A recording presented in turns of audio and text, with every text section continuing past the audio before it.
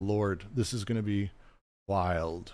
And I'm going to go ahead and start that event going. Look at us. Exciting are we? Mm-hmm. Oh, I know. Derek, please contain yourself. What was it? I'm actually really excited to have a discussion around the series because I think this has been one of those that I really have enjoyed going through it bit by bit very slowly because I do think there's a lot of everything he's saying coming together in this. And I think as we get, especially into the next series, there's a lot for us to sort of tear through. There's a lot to tear through. Although the three elements is right. That's the one. Although That's the one, yeah. All right. Can I just make a quick announcement? Oh, yeah, please. Let me do my thing, and then we'll have you open. And I'm going to be doing an at everyone. So if you could send me like a direct link or like a blurb, I'd love to include your book in our sort of server-wide announcement too. But please. When should I do? When should I do that? I will call on you in 2 seconds. I want to get the intro going, so that way it starts out nicely, and then we'll share it out. Okay. With that, of course, Derek, now I'm going to say hello and welcome to the Deleuze and Guattari Quarantine Collective's ongoing reading of Logic of Sense. We are moving into the final bits of Series 32, the series of series of series of series of series. Before we get started, though, I know our friend Derek, who's been joining us, and you've heard his dulcet British tones throughout much of this. Derek, is there anything you'd like to share with the group? I've just had this article published, which I've just put up on the chat. So it's a kind of article on Deleuze and Heidegger. It kind of looks at simulacrum, and it's focused on the essay that follows the logic of sense. So Plato and the simulacrum. So that's just published. So I thought I'd put it on our chat. Awesome. I will.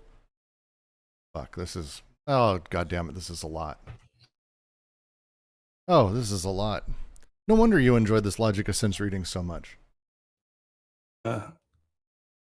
Excellent. Well, thank you for sharing that with us, Derek. I'll include it out. And of course, you also have a book recently published, the title being. Title is Reading Plato's Sophist in Lockdown. There we go. I'm just looking for the link, actually, because I posted it somewhere. We will reshare it. I'll reshare it out, too, for sure. It's in I Made This, if I remember. Yes, that's perfect. I'll share it out wide. It's always great when we have sort of larger things for us to see what's happening with people who are part of the server. So thanks for sharing very much. Logic of Sense, though. Oh, my Lord. Okay. We left last week. We spent, I think, an hour on the paragraph right before this, maybe 45 minutes. The way that a child comes to language, the child's sensitivity to phonemic, semantic, semantemes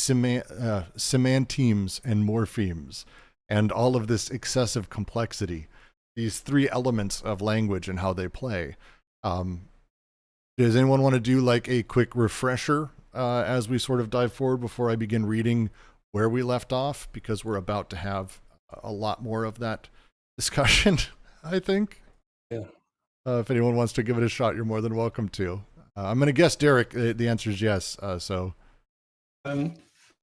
Yeah. I think, I was trying to remember. So basically, in this series, introduced a third kind of series on which the other two are based. And so there are three series, which he calls the third figure of the serial form, which just looking back now to remind myself really,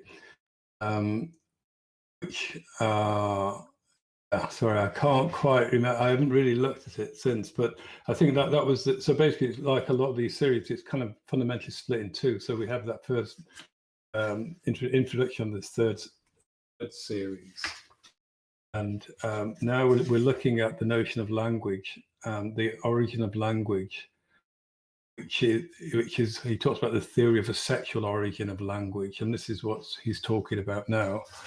And I think in this section he's going to look at the he basically looks at the language in its very primary, or sound, or whatever you want to call it, language in its very basic structure of phonemes, morphemes, and sementemes. And he's going to, I think he's going to look at how those three, the next part, the paragraph we're going to read, which you've already read actually, but we're going to go back to it. He's going to look at the idea that each of these three basic structures is related to one of the three stages of sexual evolution, if that's the right way. Or so the phallic stage, the Oedipus, and the erogenous zones, the phallic stage, and the Oedipal stage. Anyway, he's going to look at, I think what he's going to do in this one is the first question he asks is, can we relate each of these, each zone to one of these three forms of language, early forms of language? Yep. But, I don't know if that's clear, but. No, it's specifically the way he flows into this is this idea of kind of separating out the linguistic nature of language from sort of pre-sexualized, pre-Oedipal versus the sexualized or the post-Oedipal. Not really the right wording, perhaps, but basically within the sexual position itself, how our relations of language shifts. Give me 2 seconds. I want to adjust an audio thing real quick.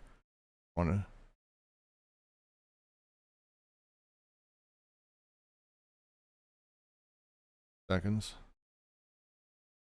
Sorry.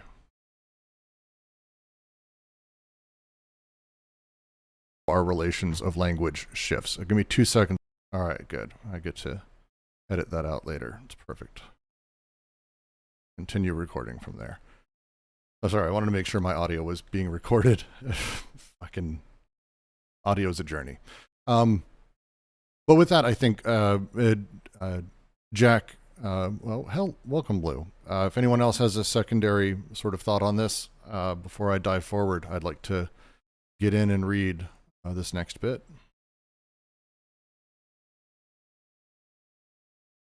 All right. Although the three elements may playfully circulate, it is tempting to make each one correspond to an aspect of the sexual position, as if the wheel were to stop 3 times in different fashions. But to what extent can we link phonemes to the erogenous zones, morphemes to the phallic stage, and sementemes to the evolution of Oedipus and the castration complex? As to the first point, Serge Leclerc's recent book, Psychoanalyzer, proposes an extremely interesting thesis. An erogenous zone, that is, a libidinal movement of the body, insofar as it happens at the surface, distinguishing itself from the drives of conservation and destruction, would be marked essentially by a letter which, at the same time, would trace its limit and subsume under it images or objects of satisfaction.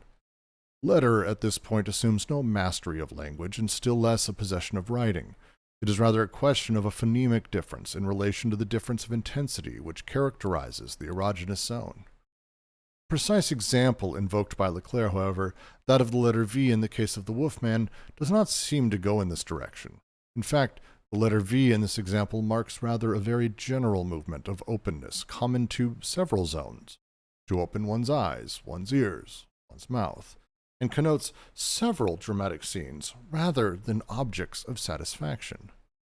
Should we rather think, to the extent that the phoneme itself is a cluster of distinctive traits, or differential relations, that each zone would rather be analogous to one of these traits and determined by them in relation to another zone? In this case, there would be reason for a new heralding of the body founded on phonology. The oral zone would necessarily enjoy an essential privilege, insofar as the child would make an active apprenticeship of phonemes at the same time that she would extract them from the voice. There is so fucking much said here. Every one of these paragraphs is so dense. every one of these paragraphs is so dense.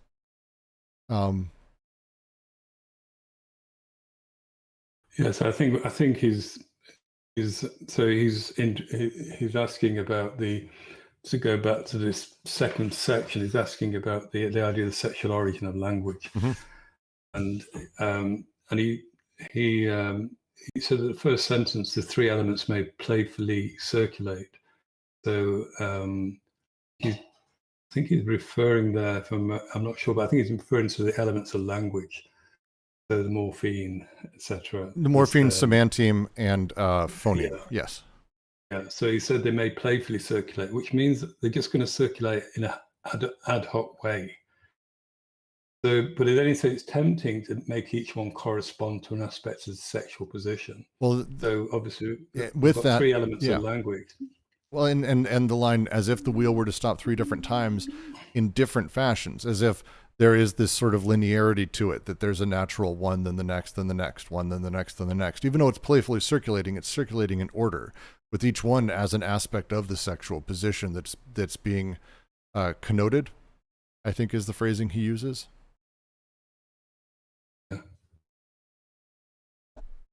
Yeah. So he says, so what extent can we link phonemes to erogenous zones, then morphemes to the phallic stage, and semantemes, to the evolution of Oedipus and the castration complex? So these three linguistic elements are now linked. He's now linking them to specific points of the sexual development, should we call it?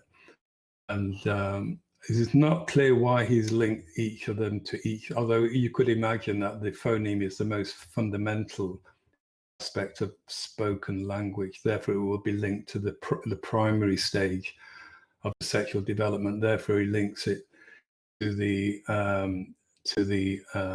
erogenous zones, and then morphemes to the phallic stage, which is the one in between, and the final.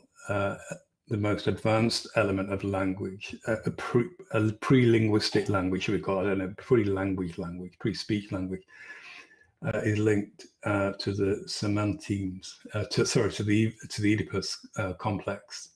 Yeah, there's an essence here where because he then goes in and describes specifically and goes into, I think, the rest of the paragraphs effectively about his first one here, where he talks about the phallic stage and morphemes, the idea of the sound or the letter, or phonemes and erogenous zones, which is the sound being related to the zone as he's described it.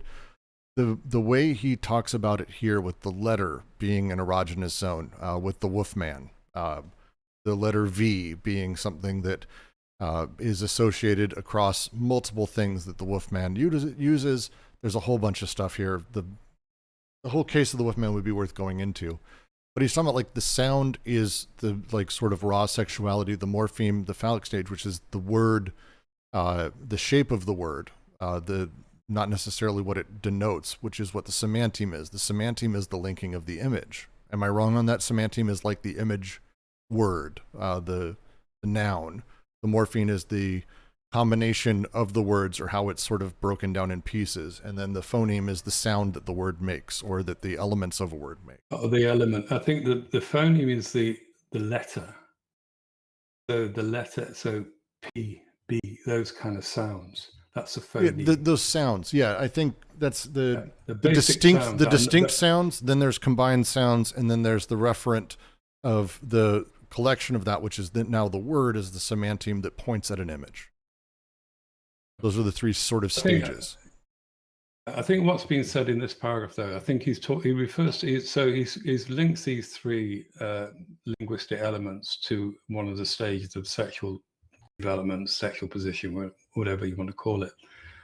And then, but he says, takes the first one, so the relationship between the phoneme, the erogenous zone, and he says that he refers to this book by Serge Leclerc called Psychoanalyzer.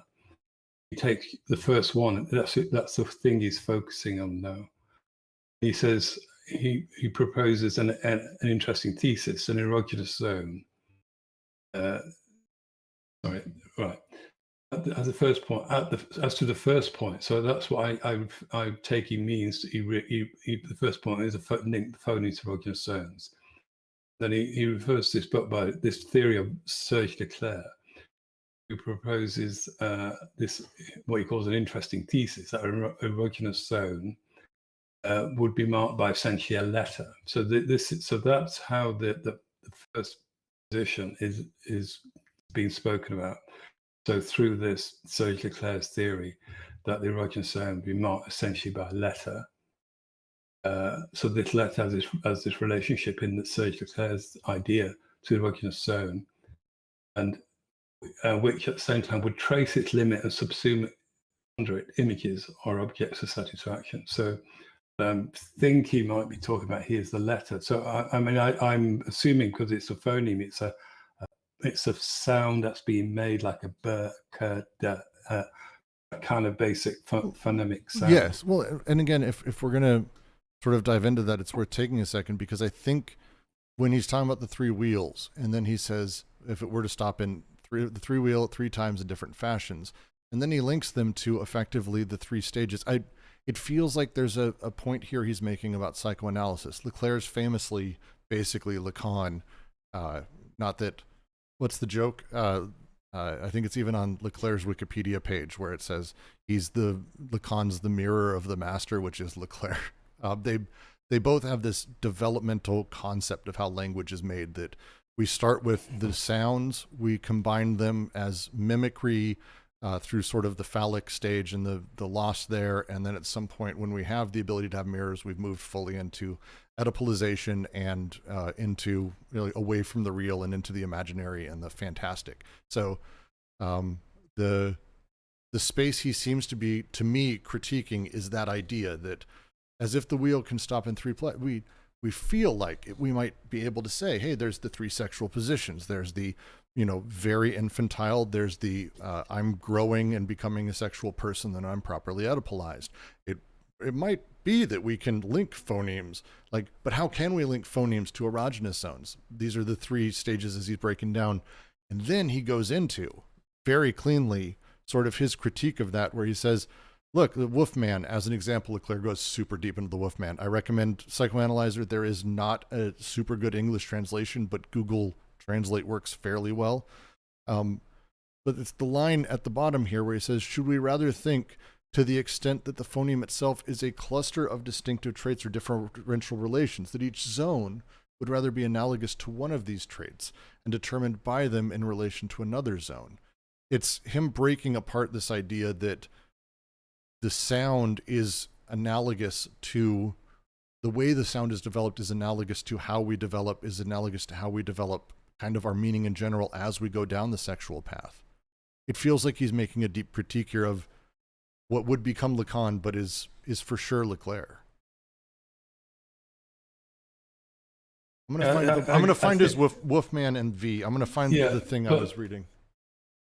I think it's true, but what he says is that the example invoked by Leclerc, he doesn't really spend much time on Leclerc, I would say. I think he just uses the way of introduce this idea, the relationship between the erogenous zone and the letter. So at the first relationship, the first link, and he says. He says the precise example invoked by Leclerc, the letter V, does not seem to go in this direction. He then says how he thinks the letter V works. He says in this example, it marks a very general movement of openness common to several zones. So he's looking at how a phonemic, the phoneme is linked to the erogenous zone. He said it's linked to several zones, rather. So openness. So it's a general movement, openness to open one's ears, one's eyes, one's mouth. Well, and it's also, so if memory serves, and I'm trying not to go into 1,000 plateaus here, One or Several Wolves is literally about Leclerc and the Wolfman. Like the entire section of 1,000 Plateaus is about this. So I'm trying not to conflate, and I'm trying to discuss the text as is. But the letter V the Roman numeral V specifically, having 5 wolves, having 5 things. Leclerc links the letter V as being sort of this natural thing because it's the vagine. It's the way a woman spreads her legs. It's sexualized, and that's Freud is like, oh look, fucking letter V everywhere. There's this natural sort of sexualized thing that's because you saw your mom getting fucked, and like it's where the Wolfman and the letter V comes back. But the specific example that the case of the Wolfman does not seem to go in this direction. The letter V in this example marks rather a very general movement of openness. This critique Leclerc has of Freud, where Freud went, oh, it's straight. The letter V is the vagina, this, it, boom, it's erotic. He's saying here, is he saying here that actually this is covers just a ton of stuff? I need to read that footnote. Sorry, Derek. I feel like I went off on a tangent there. Yeah, no, I guess I think what he's doing, he's working through this to come to another point, and I think the point is what he's going to go through. I think essentially, well, I think we'll come to. I don't want to kind of get ahead, but he's basically he's going to go away from this pairing that he's given and go to another structure.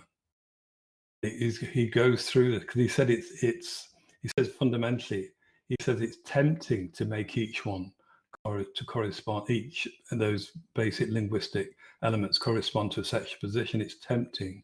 It's kind of quite neat, isn't it? But I think he goes through the Leclerc example to come out at another point. Then he develops it further from that. I don't think he spends that much time in Leclerc. It's just a kind of reference, although perhaps he does. Perhaps he does. So he does it in a different way, though, I think.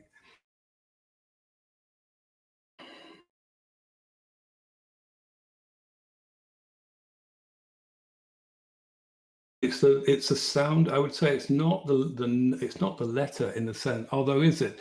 I mean, is it the letter? Is it the written letter? Because I would have thought it's the sound of the letter V that he's talking about.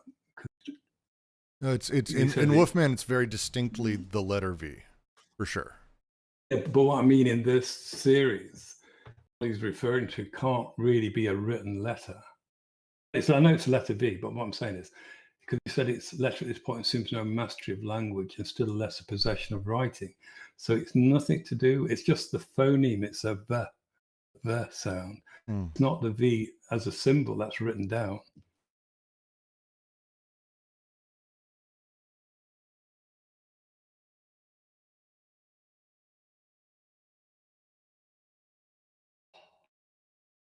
It's hard to tell. Part of his writing is always difficult here because they have written down.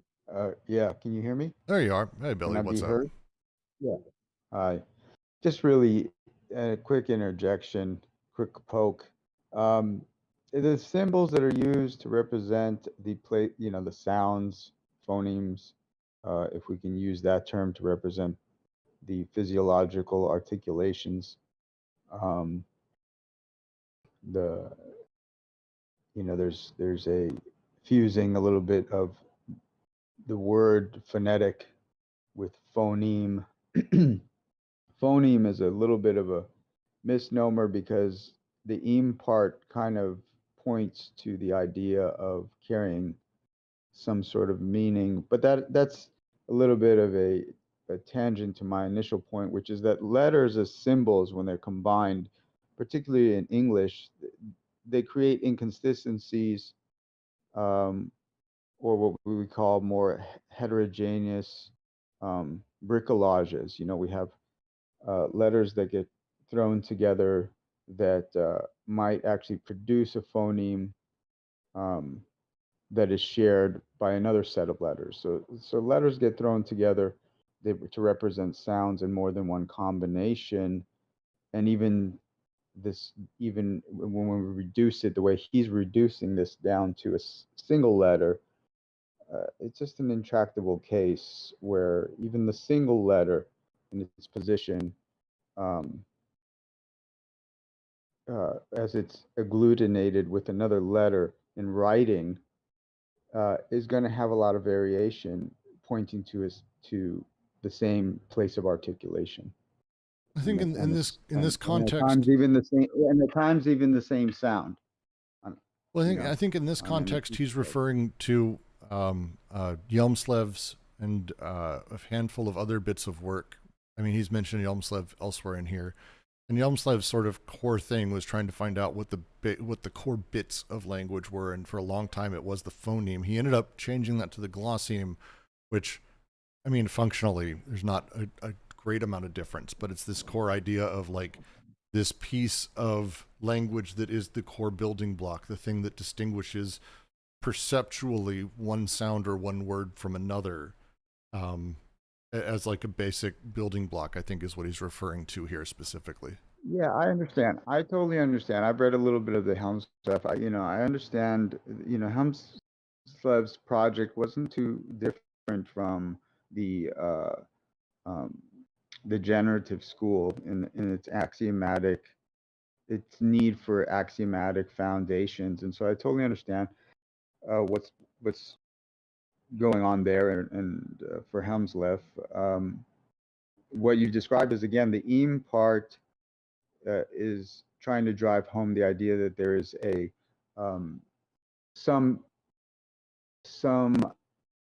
attribute, some piece of meaning that can be found in the smallest unit, and reducing it down to a place of a single articulation is having that. I mean, it's sometimes it gets into problems of epistemic consistency. So whether or not you can take a theory or an axiomatic system to the point where it becomes distorted and it's no longer fine-tuned. And that's what I can feel might be happening here.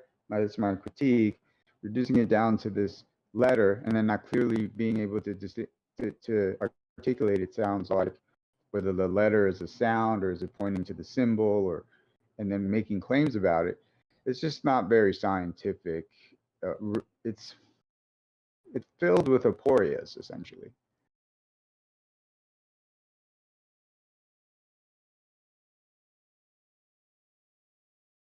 I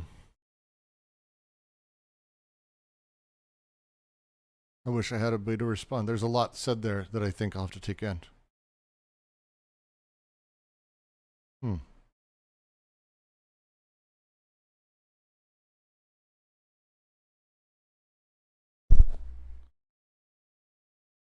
think what we need to understand is why does Deleuze bring this example up?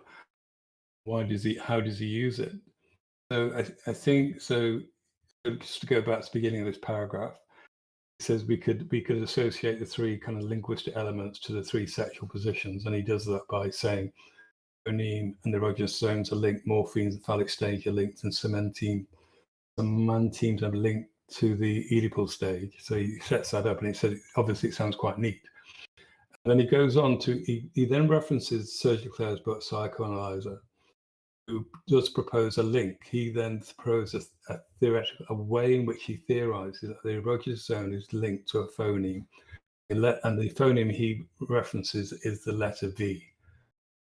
Then what Deleuze says, that this letter assumes no mastery of language and still less possession of writing. Therefore, it's pre-linguistic. It's pre the kind of possession of language, and obviously even way beyond the possession of writing.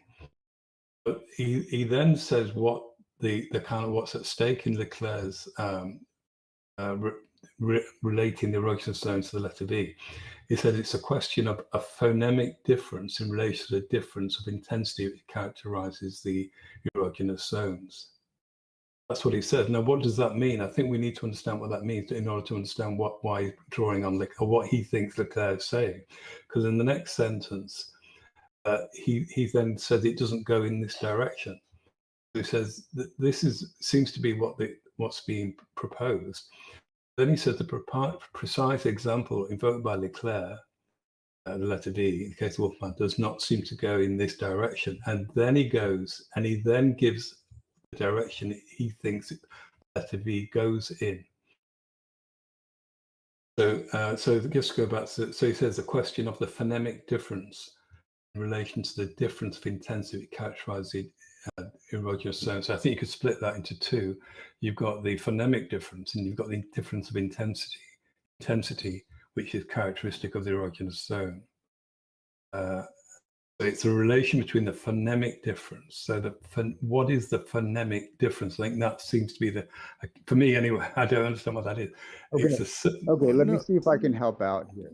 Let me see if I can help out for a second. I think, and I'll do this without my own particular bias or because I did some writing and some studying on this very phenomenon and the conjecture around sexuality myself years ago. But I will just say that I think the phonemic difference that he's referring to is the voiced and voicelessness, what's often bifurcated as the degree or intensity between the notion of a voiced sound and a voicelessness sound in terms of the acoustics of the phoneme. And let me give you an example with V. The V is found to be in the same set with F.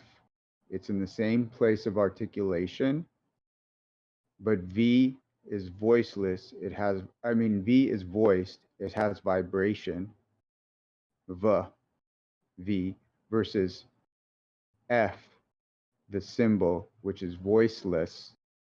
And the symbol is referring to the voiceless, what we categorize as the voiceless type of sound, such as fa or f. The type of articulation is in the same position. It's an interlabial one. And so this is where there's a claim around the sexuality conjecture. So maybe that helps in terms of clarifying this notion of the phonemic difference. Well, so for me, I would even, I think I have another interpretation because this is so wonderfully complicated. Why not? I think what he's doing here is, because again, I think we're stopped at talking about phonemes and how they play. He talks immediately about Leclerc's take on Wolfman. Wolfman, as Freud saw him, saw the number 5, the letter V, which is the Roman numeral for 5, kept appearing. And this sort of concept that this singular letter, this phoneme as it is what Leclerc got attached to. That, Freud went, 5V, it's a woman's legs. It is like her spreading of her legs, therefore it's sexuality. Boy, you saw your parents fucking. And then he went that direction. Leclerc pulls back and goes, actually, no, the letter V marks a whole bunch of different things as sort of a singularity. To use the language of this book for itself, V would be the turning point, the singularity, the aleatory point that all these other things sort of happen. The letter V, as he says, in this example marks rather a very general movement of openness, common to several zones, opening one's ears, one's eyes, one's mouth. That's Leclerc's interpretation. He takes it and breaks down Freud's.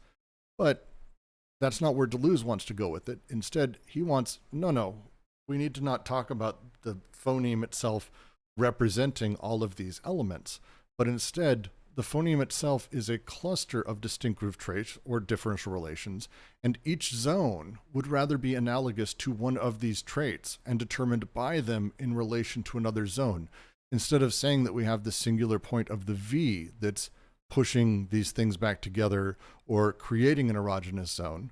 It's actually, no, there's an interplay between them. There's these zones that in relation to each other shift and change.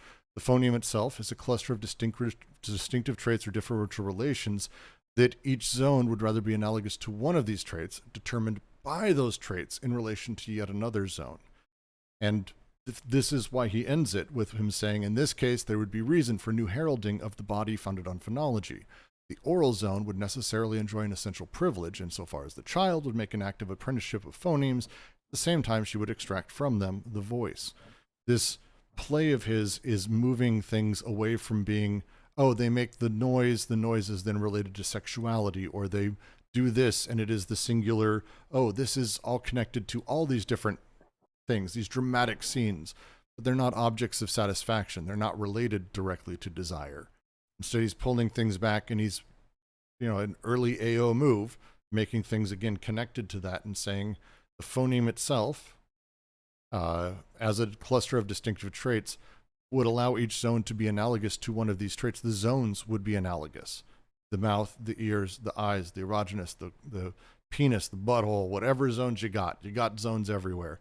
They'd be analogous to one element of these traits, but only in relation to yet another zone. It creates sort of a natural flux relationship between all of these different zones, which again makes sense. We're talking about hyper pre-sexualized before there's images in any of these things. Okay, that was beautiful. That was an amazing extrapolation or interpretation. I have to give you credit for that. That was really good. I pulled it from a little bit of what you were saying, because I think you're spot on in how he's handling phonemes, or how he's, because I think he's trying to say, like, there's no. Well, no, I think I was much more on the Leclerc side, in his field. But it also reminded me of the writing that I did, and I believe I was reading this particular text a number of years ago, and so I have a question for you, Brooks, and the rest of us, including Derek. So these erogenous zones, because I'm reminding how I tried to take these points in my earlier writings. These erogenous zones, according to Deleuze's perspective, right, in the way you described it, these phonemic clusters then, because I think I had gotten it years ago, and now I'm bringing forth the questions around what I had found, because I needed empirical tests. I had to come up with some of these phonemic clusters, which are essentially morphemes, and test and see whether or not this was true. And again, it's a level of doing a kind of science that is very different from the normal axiomatic systems. But to be clear about my question here about what Deleuze is saying is that these phonemic clusters are essentially emerging from zones that aren't. Yes, They aren't globalized. Well, there is one particularity of these phonemes that points to the body, but the other one points to, and this maybe ties into his other writings, the unconscious system or machines that are at play, particularly that bring forth the drives that we could say, for lack of ability to right there is where capitalism. This Capitalism, may be, for example. This, real quick, I just want to stop. Allows for these. Yeah. Because I'm losing my no, because you're on 100%. I think the right track, and I'm agreeing with you. Except we're not talking about a person yet. We're pre-sexual. So in the way this seems to be, saying, that these things that are pre-sexual are actually, they have eventually emerged as having sexual components, but they have been determined, and we compellingly argue that they have been predetermined from a psychoanalytic perspective, based on human economies, right? So we go back to the idea, yet. like, for example, phi or phi, or the point that I wanted to make was the examples that I had come up with in doing this very, what I believe is this type of analysis, pointed to the underlying power structure from which sexual zones arise and economic zones arise, and therefore are revealed in these phonemic or morphological units that then point to not only constructions of the body, but the constructions around, they give shape to gender, and But these types so again, of those things notions. only happen when there is global coordination. So in the 28th series, he goes over how erogenous zones function in a handful of different spaces, and we're kind of returning to that because we're talking about the pre-genital, we're talking about pre-phallic, we're talking about the young child who's just learning to make sounds, doesn't quite have the phallic understanding or the sexual understanding, and things aren't globally coordinated and vested in the phallic, in the genital zone. As such, the erogenous zones, these zones that we're talking about here, their coordination is not global. Their coordination is not from above. Their coordination is purely contiguity. How does he phrase it? The series of one zone is continued in another series. At a distance, one zone can give the image of the object of satisfaction of another zone, and indirectly via the mirror stage, as he refers to here, Lacanian mirror stage. These elements are pre-genital erogenous zones. At some point, and here we become sexualized. This is the role Oedipus plays, is it sexualizes us and gives us the penis, gives us the dick and the phallus. And it's this very specific image that is everything kind of gets focused around. So what he's talking about here with phonemes is that there is no organization directly. A child doesn't have organization of letters. They learn organization. The phallic comes in, says there's this central reality that you have to ascribe to. Here's how these things come together with specific forms. Then Oedipus comes in, and that's kind of the third stage where we fully are Oedipalized. And not only do we have general sort of understanding of how noises need to go together, which is morphemes, which makes words, morphemes being that second stage. But now we have semantemes, because we have images that things are pointing at. And that's the Oedipalization. That's that final step that he was talking about in that series, the image that is created there. As he phrases it, sexuality itself links surfaces as free form, an elementary model of objects of satisfaction finding new objects, and images projected into erogenous zones. I think that there is a kind of equivocation, possibly a little bit, or something synonymous about this use of the image and the idea of the affect for the child. Let's say in the, I don't know what we get caught up in talking about this as part of a developmental stage, but there's still no particular fleshing out here or description that I hear around how this maps to, or the movement of some sort of Oedipal structure moves in onto the space of the pre-erogenous, what there's referring to as the pre-erogenous zones. And again, I'm trying to I would just say that's the entire 29 series the argument is that. here, because I don't want to get caught up on the notion of the morphemes themselves, but rather what they're pointing to. And I think I understand what's going on here on some level, although I might be completely wrong. But then again, understanding this is not necessarily a rational process. But the thing that I'm touching into or tracing here in my argument is that the underlying systems that are affecting, have an affect on the developmental child that is being perceived from his caretakers has already, it's already circulating all of these phenomenon and constructing things out of its complexity. But the claim is that the indication of these phonemes is from these zones that aren't from the body. That once the body comes to play and sexuality comes into play, that's the Oedipal's move into. No, they're from. Can I make a point? Sorry. Can I just make a point? Sorry. Can I? Yeah. I think we could keep going around in circles here. I think we've just got to remember this series, this 30-second series, is on the different kinds of series.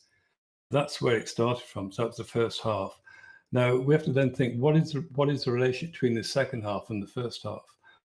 I would say my view of this is that basically what he's asking, so the series are set up in the first half. So the third, he gives rise to his third serial form.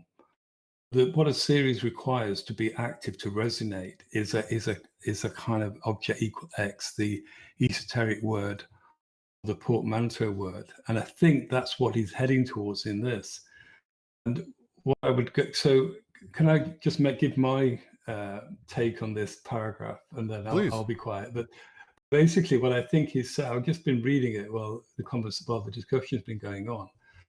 So I think what he says that, so just going back to what he says, a question of phonemic difference relates to difference of intensity that characterizes erogenous zone.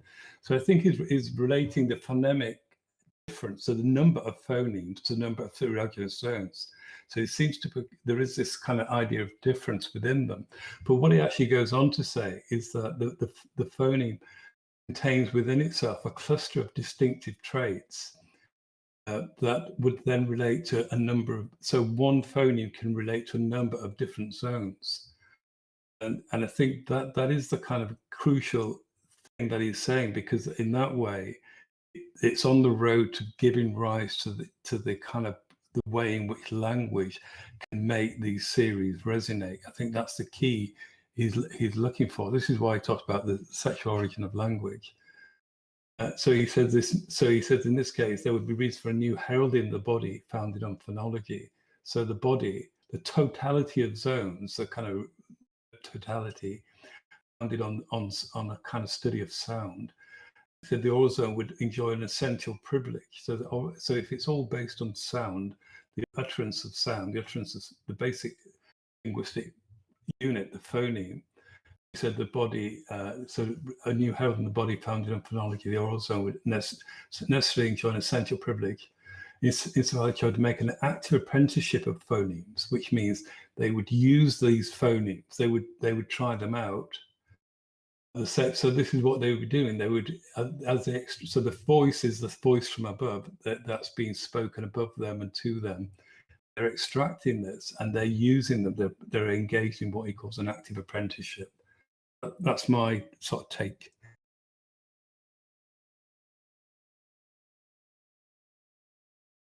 I think I can jam with that. I think if we go into the next paragraph, I think the discussion needs to be expanded, I think, into what Deleuze is saying, perhaps in the next paragraph, because he just develops it further, I would say. And just as a last note, because I know Billy was saying a couple things and then asked a question about where the process is sort of explained as this moves into Oedipalization and how that happens. The 29th series is about specifically Oedipalization and how it affects thought and these elements and the zones and how they play into good objects, the heights, the depths, all of these things sort of as its own element, which is a sort of prior sort of requirement for the phantasm and the ego as he sees it here. But with that, I do think we do move on to the next paragraph because, as I said, this is going to take a little bit. We've got, God damn, I hope we get through this today. And I will mispronounce a thing in here for sure when it comes to it. This is a really long. I think it takes us this paragraph takes us right to the end. I've just noticed. There is another paragraph. There is. Sorry.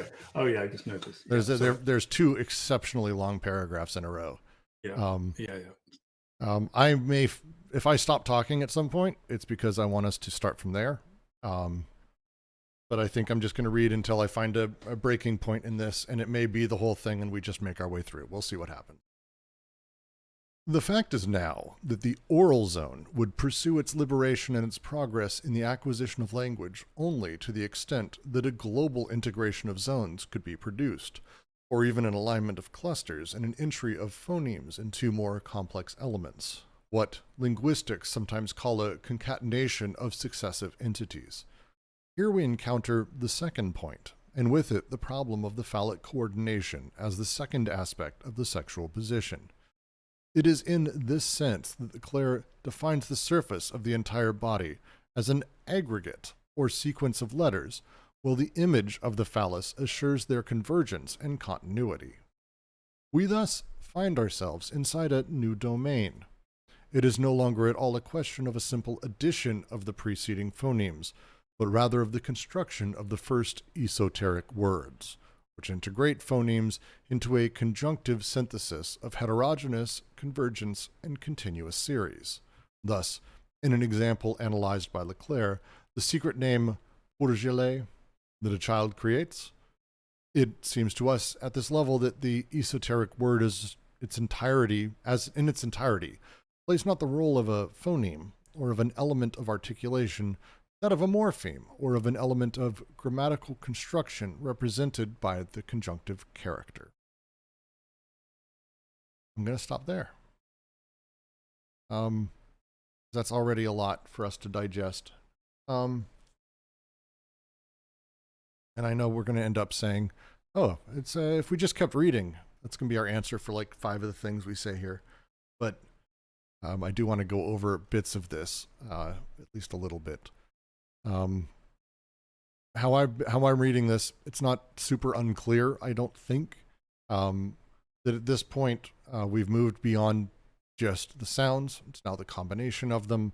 And he's saying this is an issue with the phallic coordination as the second aspect of the sexual position, which is the sort of Kleinian stance of things. In this sense, Leclerc defines the surface of the entire body as an aggregate or sequence of letters.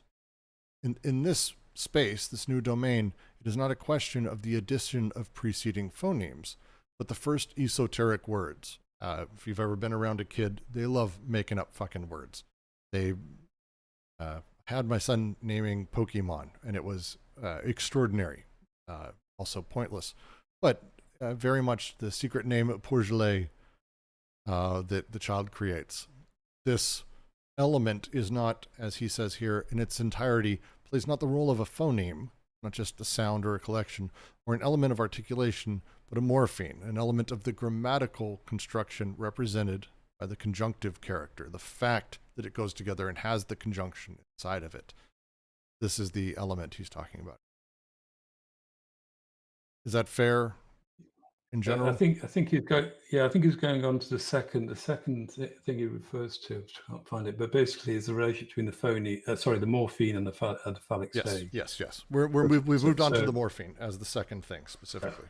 Yeah. So he says now that the oral zone would pursue its liberation and its progress, and so the oral zone pursue its liberation. I'm not quite sure what that means, but it means obviously some kind of freedom and its progress in acquisition. So he's looking at how, so he's going through these 3 different pairings, looking at how it would acquire language. So yeah, I'll just continue and we'll finish the paragraph and come back. Well, really quickly, that zone, did he call it the war zone? Oral zone. Okay. Yeah, I'm sorry. Misheard that. No, I'm sharing the PDF. If you want to view my screen, I'm sharing the PDF as I read along. All right. I just think it's worth kind of trying to. I think he's developing this structure, and again, I will say before I give you a sorry, what? I'm trying to talk. Real quick. I know, but go ahead. Yeah. I just want to make one point. You're talking over people. Yeah, we're gonna pull back. Derek, please, and then we'll it's okay. No, look, let Billy talk because he likes talking. Oh, Derek. Yeah, I like talking because look, can you just with someone else who's talking? It's a bit discon. You're trying to. It's quite difficult, this text, trying to get your head around it, and if someone keeps talking over, it's difficult. I'll moderate, Derek. I got it. Well, I'll moderate. We're good. So we'll take a break. Derek, we'll hold off for a second. Billy, please. You had a thing you wanted to jump in before, you said? Or? Yeah, on the notion of the phallic, which, is again a change in register in terminology to refer to the syntactic elements, moving from the morpheme to this idea of the phallic, which I think is slightly sexist. And what they may have been referring to as that oral zone, what I initially heard as the war zone, brings up an interesting question on the feminine aspect of language and how it disrupts this phallic syntactic aspect, and that, you know, there is in fact a very strong tension here that may or may not be addressed, and I'm speaking to it now in psychoanalysis, and this is, I guess, pointing to one of the advantages maybe for the space that Lacan has created in the productivity that has gone beyond Lacan around the disruption of the grammatical. There are certain types of grammatical things. By that I mean the phallic part of the grammar, the syntactic part, that gets disrupted in the heterogeneous activity of utilizing syntax as it becomes indexical for sexual and gender relations. It becomes very complex, I know, but that was a trace that I caught, something that was elusive. And again, I apologize, Derek, about cutting. Please go ahead. It's no problem. No, I apologize. It's not a problem, honestly. I'm just don't worry about it. Honestly, it's one of the. I appreciate your enthusiasm, to be honest with you. Yeah, it's one of those fun things about anytime we get into one of these areas where it's actually difficult discussion. Discord is simply not built for actual discussion in the same way like a Zoom call is, where you can at least see people, or it privileges. It tends to just mix people, and as such, when I'm talking, if Lou decided to start talking, I wouldn't be able to hear him, and he may not even be able to hear me. So Discord has a hilarious side to it, to say the least. But I appreciate the thoughts, Billy, very much. Thanks for taking a moment. Derek, please, you have the floor. And I've forgotten what I was going to say, but never mind. No, I've just so I think what he's doing here now is developing so he's going from these pairings that he's introduced beginning of the previous paragraph, and he's going on to the second pairing between the morphine and the phallic stage, and he's kind of looking at that. It's kind of towards the acquisition, what he calls the acquisition of language. He then associates this bringing together the phonemic elements into esoteric words. So obviously he's beginning now to kind of look at the way in which development of language enables these series. He talks about the first part of this series, and the third, the ideas of series, how they're going to be coordinated through language. Mm-hmm. So I think so he brings in the esoteric word, and which he gives the example of the projet the child creates, which is a bringing together. It's a conjunction of phonemic elements into this strange and made-up word. Well, and it's now a series. Like it becomes a series because it is a combination. It's a conjunction, and the phallus is the element that coordinates. I'm going to read the rest of the paragraph now, if that's okay, because I think you're spot on. But I'm about to just literally read the next two sentences, so I'm just going to jump in. It refers to the phallus as an agent of coordination. Only afterward, such an esoteric word takes on another value or another function. As the conjunction forms an entire series, this series enters into a relation of resonance with another divergent and independent series.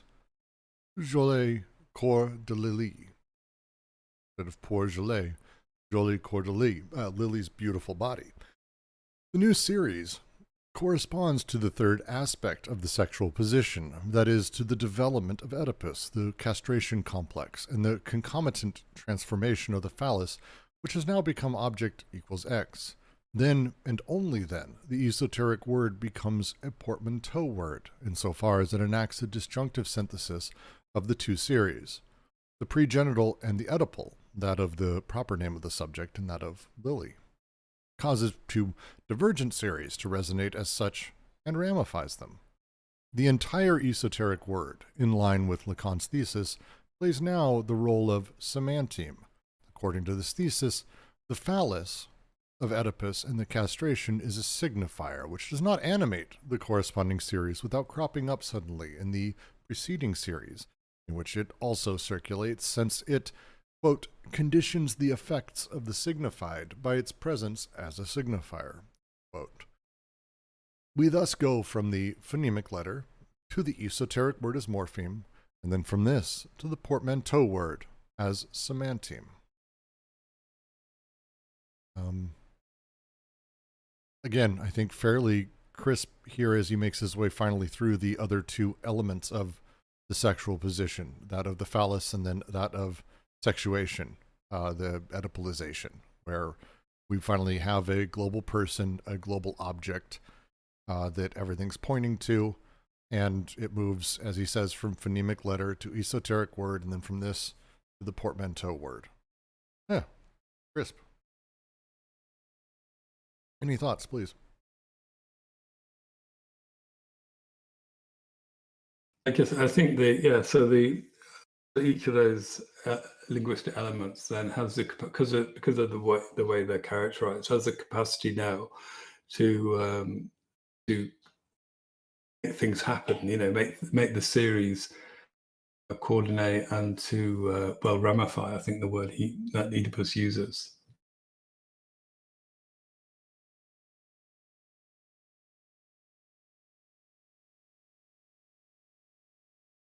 Well, and to go back to the nature of the Oedipus complex and how it plays, he's not far off from where he was talking about this. The phallus of as the tool of the surface that mends wounds of destructive drives. Oedipus as Hercules claiming the surface and his innocence. The phallus tracing the line at the surface. All these things seem to fit alongside how this, because the phallus at this element essentially becomes this specific image. Again, this global element, and then the global person at the center of that, which is enabled by the portmanteau word as semanteme, because this semanteme is able to be formed. Yeah. Again, to talk about the two series, though, this is the part that I find really interesting for myself, because we're talking about, again, to go back to the phantasm, we have the pregenital, which is the Porgeli, and then we have the Oedipal, which is the Lily's beautiful body, Joli corps de Lily. Pardon any of my French listeners. I'm getting better, I hope. But you have the two. But now that we're able to, from this perspective of post this Oedipal position, to look at the two, we're able to the phantasm is created through the resonance between them, because there is the similarities, because there are the things that sort of work together. And now we have that resonance, that ramification through these two divergent series. And as such, we have the phantasm emerge. This is where that happens.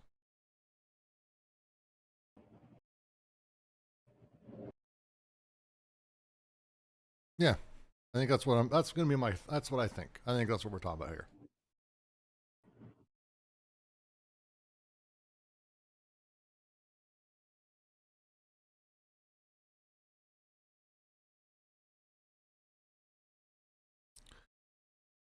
Any notes? And if not, I'm going to read the last paragraph, because it's a lot for us to get through, for sure.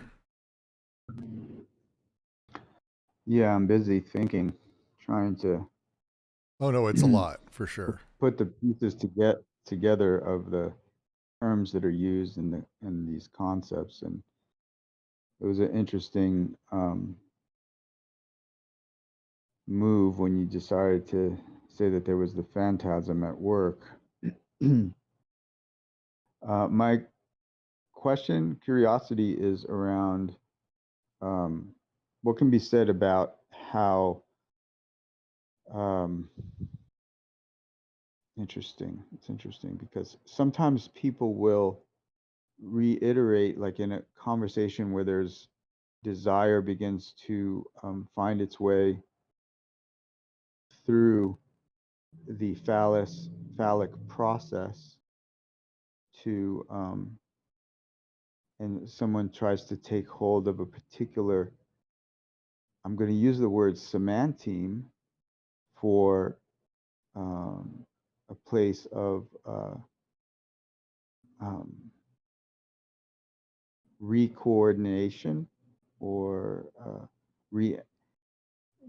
change in emphasis. I'm particularly thinking about conversations where there's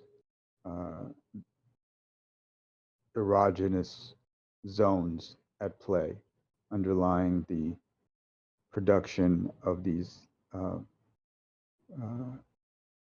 you know, the use of language and the production of strings and sentences. And supposedly that we have this phallic process that's going on and underlying there's this erogenous zones. And then boom, somebody catches a semanteme. My question though is how to stay with the signified, right? Because the signified is like intentions at play, right? I mean, Well, it's my meaning at question is play. around, yeah, my question is around, well, I think there's desire at play, not necessarily some sort of inchoateness prior to meaning, but there is between the interlocutors, if there's desire at work there. Well, if we go back to the example earlier, the V from the Wolfman, and we think about this instead as he's talking here about, we have the two series, we have the child who says Changelie or Lily's beautiful body, and from the Oedipalized position, we're able to generate the meaning of, very specifically in this example that's being used before we get to the V thing.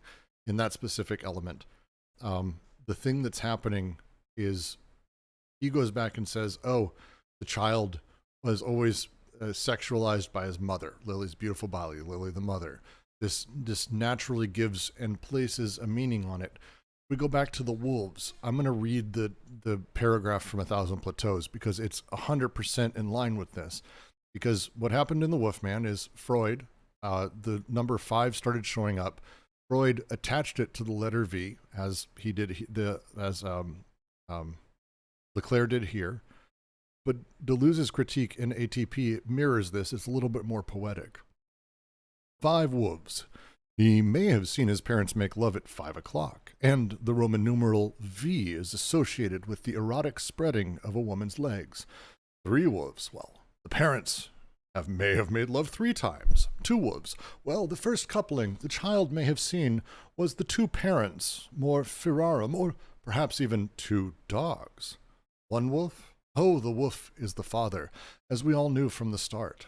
0 wolves? Well, he lost his tail. He is not just a castrator, but also the castrated. Who is Freud trying to fool? The wolves never had a chance to get away and save their pack. It was already decided from the very beginning that animals could serve only to represent coitus between parents, or conversely be represented by coitus between parents. Freud obviously knows nothing about the fascination exerted by wolves and the meaning of their silent call, the call to become wolf. Wolves intently watch the dreaming child. It is so much more reassuring to tell oneself that the dream produced a reversal, that it is really the child who sees dogs or parents in the act of making love. Freud only knows the Oedipalized wolf or dog, the castrated castrating daddy wolf, the dog in the kennel, the analyst's bow wow. The position of the analyzer in this, and that's the entire book by Leclerc, is called Psychoanalyzer. It's about that position and is a critique. This context may be important. Psychoanalyzer is a critique of Freud as a psychoanalyst, placing extra meaning into what the Wolfman, specifically in the case of the Wolfman, what he was reading into it. The joke is sometimes a cigar is just a cigar, which Freud never said. But the sort of play of the psychoanalyst is putting himself a little bit too much in this. Leclerc, that's his critique of Freud. That's Deleuze's critique of Leclerc. So you're still putting too much shit in there. You're talking about it from an Oedipal position. You're naturally starting from this place. The as it says at the end here, we naturally always start from. We go from the phonemic letter to the esoteric word as morphine, and then from this to the portmanteau word as semanteme. We do this in order because of the sexualized positions that we're presuming have effect on this, but we've already established none of those are the case. I understand the phallic nature of the discourse, and I understand what you're saying and driving home the relevance of this historical theater. My point, though, earlier, which kind of got derailed a little bit, was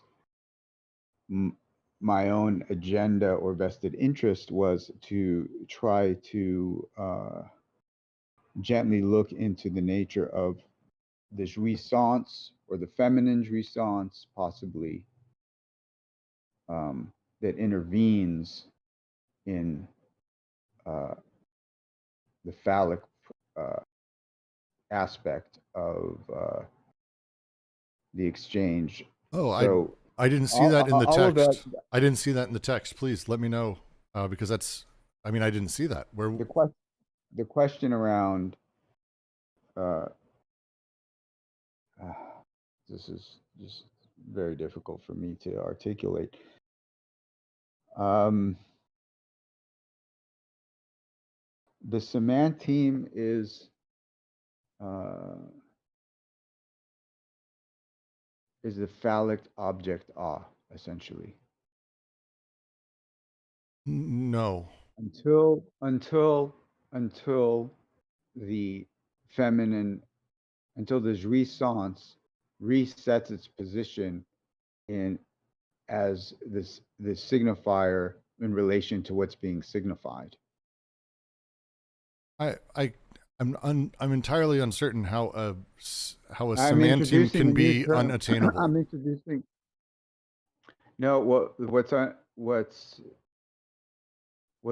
object is, I introduced that term. Maybe I shouldn't have done that, but that it's not that it's unattainable, but rather it's part of the seduction. I mean, it literally is the unattainable desire. That's actually what it is by definition.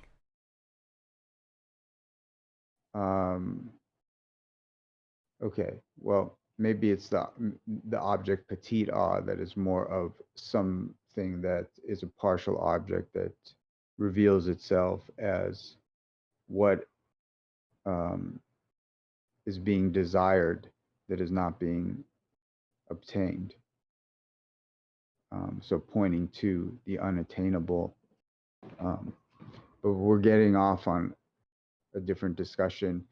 My main question was around, what is that paragraph that you just read? Just bringing it back to the surface.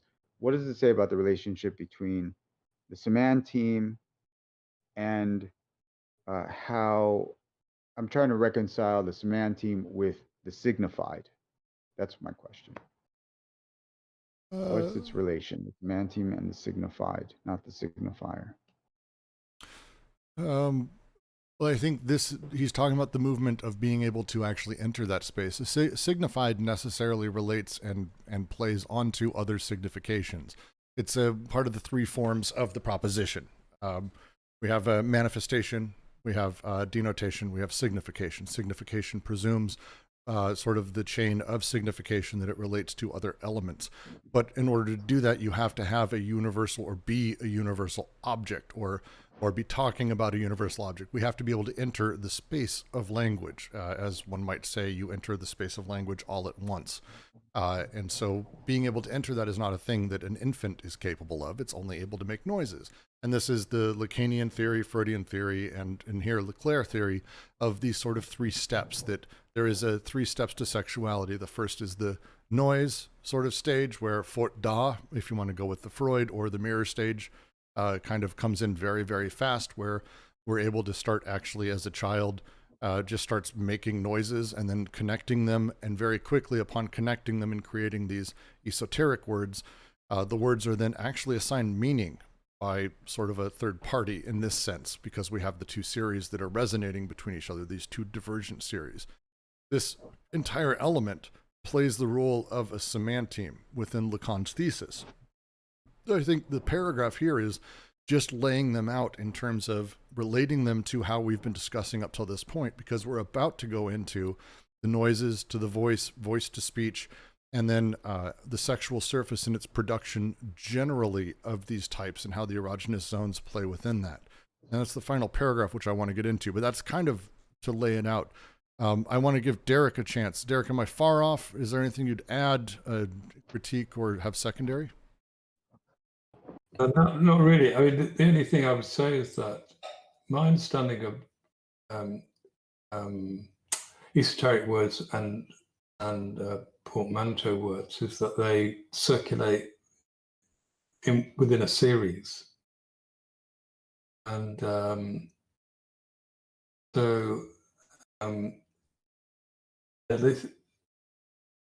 don't know. It's just I'm just slightly confused. I think I am confused by what's being said. Oh.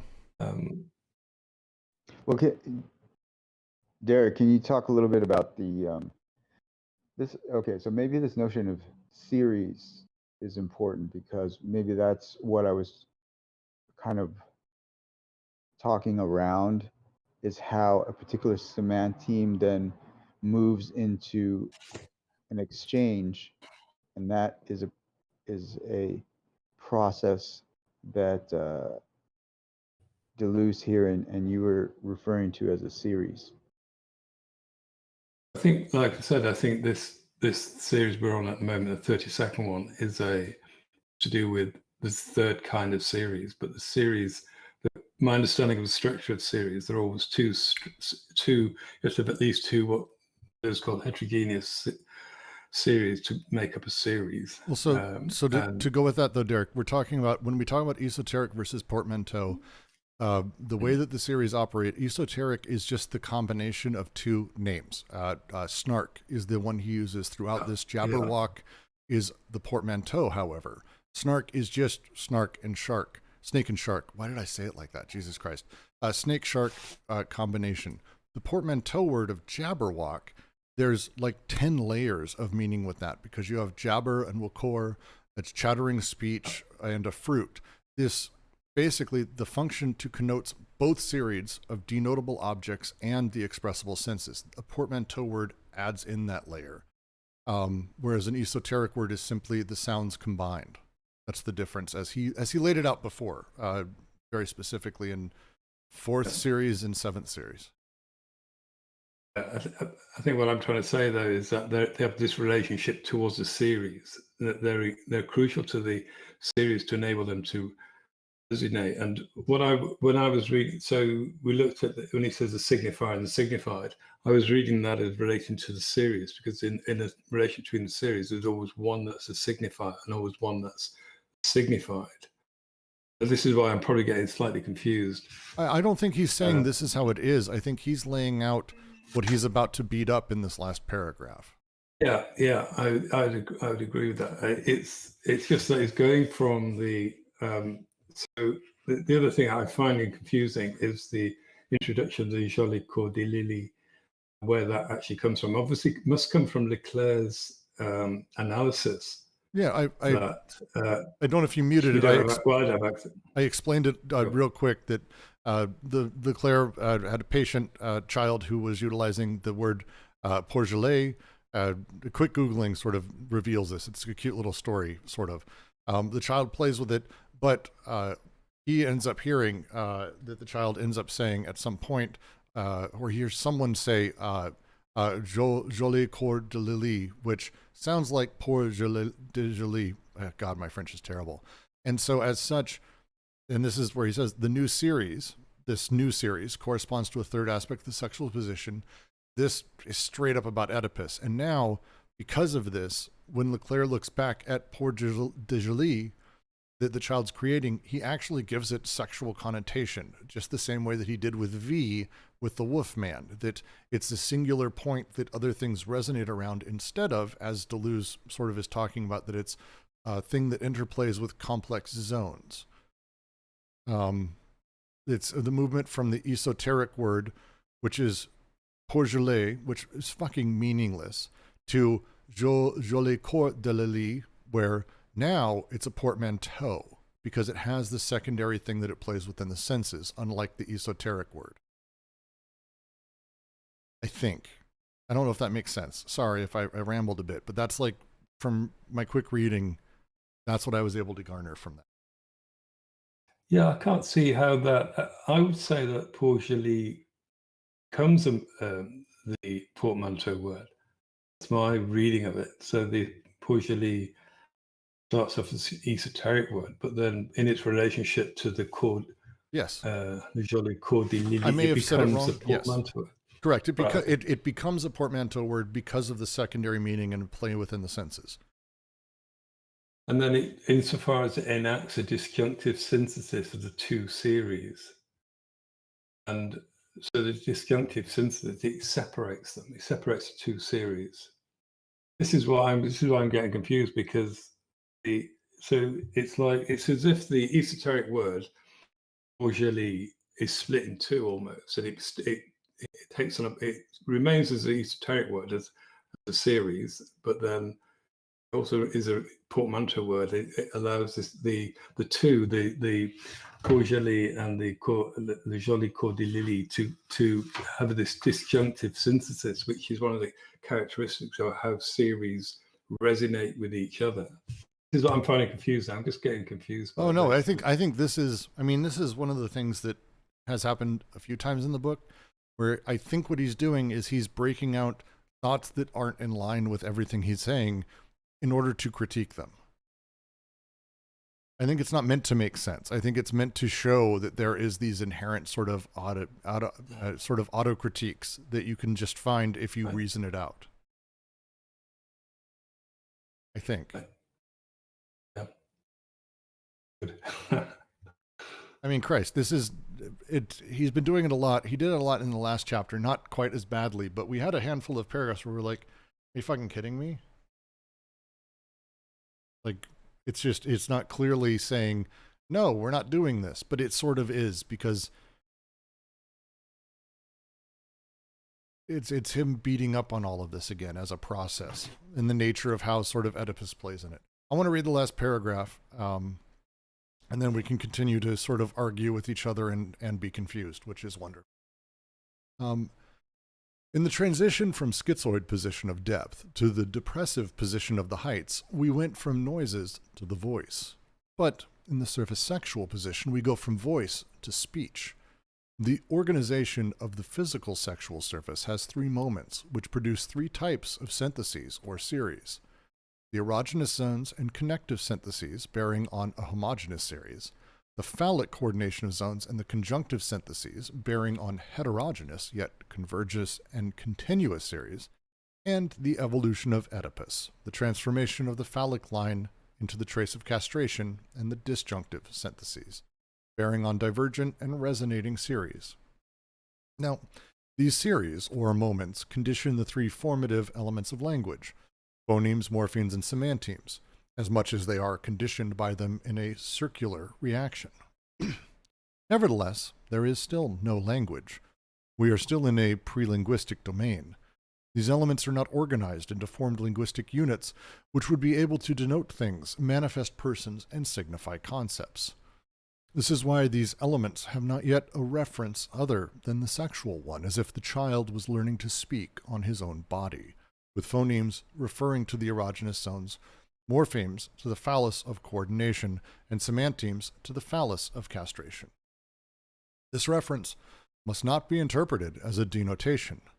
Phonemes do not denote erogenous zones as a manifestation, nor even a signification.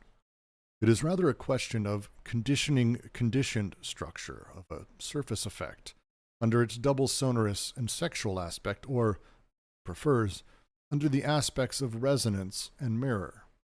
At this level, speech begins. It begins when the formative elements of language are extracted at the surface, from the current of voice from which comes from above. This is the paradox of speech. On one hand, it refers to language as to something withdrawn which pre-exists in the voice from above. On the other, it refers to language as to something which must result, but which shall come to pass only with formed units. Speech is never equal to language. It still awaits the result, that is, the event which will make the formation effective. It masters the formative elements, but without purpose, in the history which it relates. Sexual history is nothing other than itself, or its own double. We are not yet, therefore, in the realm of sense. The noise of the depths was an infrasense, an undersense, an untersen. The voice of the heights, voice from the heights, was a pre-sense. One could now come to believe, with the organization of the surface, that nonsense has reached that point at which it becomes sense or takes on sense. It is not precisely the phallus as object equals X, the surface nonsense which distributes sense to the series which it traverses, ramifies, and makes them resonate, determining one as signifying and the other as signified. In us, though, the advice and the rule of method resound. Do not hasten to eliminate nonsense and to give it sense. Nonsense would keep it secret of the real manner by which it creates sense. The organization of the physical surface is not yet sense. It is, or rather will be, a co-sense. That is to say, when sense is produced over another surface, there will also be this sense. Sexuality, according to the Freudian dualism, is that which also is, everywhere and always. There is nothing, the sense of which is not also sexual, in accordance with the law of the double surface. But it is still necessary to await this result, which never ends, this other surface, for sexuality to be made the concomitant and the co-sense of truth, so that one might say everywhere, for all times, and eternal truth. Jesus Christ. I'm going to say that mostly this sounds like a little bit of what I was talking about earlier. The idea of us saying what a thing means and then imparting that knowledge then on the speaker, and that knowledge, that language that comes from on high, where we're told what a thing is as a global object, is the Oedipalization, and that happens when we have language. That language comes from outside, even though it seems like it's from within. This seems to be this cycle that he is talking about here, at least as I'm reading it. Derek, I would love your thoughts on this early part here. The first thing that catches my eye is that in the second sentence, he says, in the surface sexual position, to go from voice to speech. It's such a great, it's a great sentence. Yeah, I guess, again, I'm trying to make sense of this, but the voice of the outside that allows us to approach speech. Voice always seems to be voice of the withdrawn, so the person withdrawn. The father figure. Well, as he talked about voice with a capital V earlier, the phrasing, when he was talking about it very specifically, it was the univocity of being is voice, with a capital V. The event in which everything remains disjoint but resonating and ramifying. The event to end all events. What is the term he had for it? Ventum tatum, the single voice, the eternal return, all of these things. The voice with a capital V. So to sort of come back to that, say from the surface sexual position, we go from voice to speech, where speech, primacy of that is manifestation. And then we go into these other elements of the proposition as a thing. I guess reading, actually, just perhaps it kind of begins to make sense, because I think the first sentence describes the transition from schizoid of the depth, and then to the position of the height. We go from noises, so the noises that are made just by the body, the voice, which is a kind of the organized speech from on high. In the surface sexual position, go from the voice to yeah, I think it is from that the voice on high to speech. It allows speech, but the speech, as it says later on in this paragraph, is speech is never equal to language. It's not the same thing at all. No. It's not. It's a kind of an utterance. That's it's what Heidegger calls utterances. Utterance is probably a really good phrasing for it, and because speech as a thing necessitates ego, it necessitates manifestation, I, and that's phallus, castration, Oedipus. These other elements make up the things. The two series we talked about earlier, and he was very clear about them as he's been laying them out, pre-genital and Oedipalized. Those two series, they resonate. We have, this is the sound, oh, here's what it means. And then between that, there's the phantasm, the ego. And only once that's happened and we sort of have this third position that's manifesting through that, we move from voice to speech. That's where the series, to go to your previous question, that's where the series come back again, because it's the two. The sexual position allows us to have the ego, which is the thing necessary for us to move from voice to speech. Voice itself is just the words that mean things, the univocity of it all, the being. But we don't have a position to talk about it from. We don't have a sexual spot, a phallus, or these other elements. I think the voice, though, in this structure, though, is the voice of the withdrawn father speaks over. I think he speaks above the child. The child kind of draws from these, and I think this is the kind of what he calls the apprenticeship of phonemes, etc. is drawn from the voice. So the experience of the voice is that which enables the child to then start kind of. I think this is what he goes on. No, I think you're right. I think you're right, because that's what he talks about in orality. That we move from noise to voice. That's that first step of orality. And I think you're right how he talks about, it's essentially the superego, but he doesn't say it directly. But it's kind of that depressive father. Yes.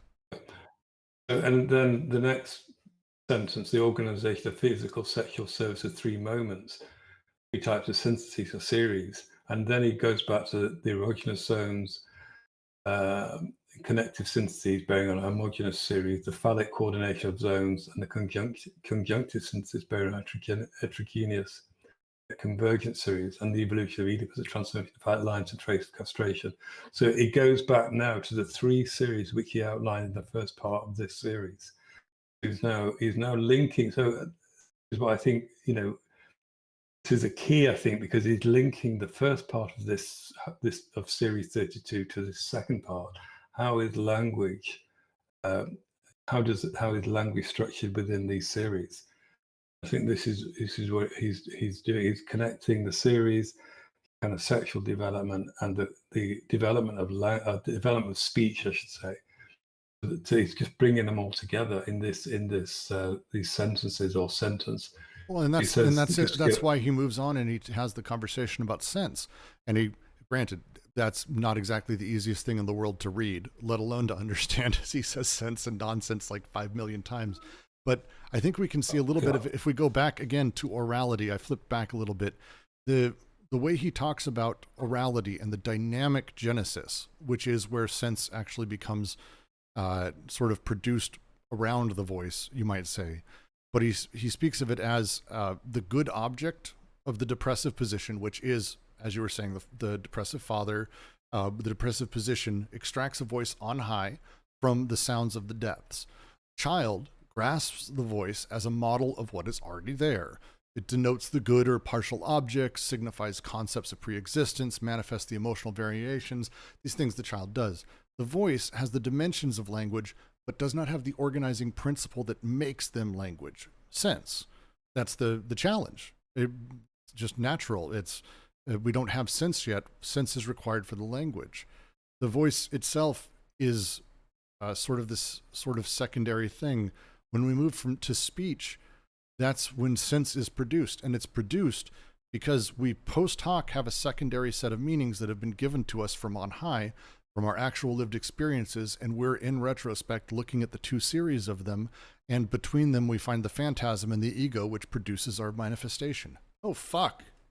That's awesome.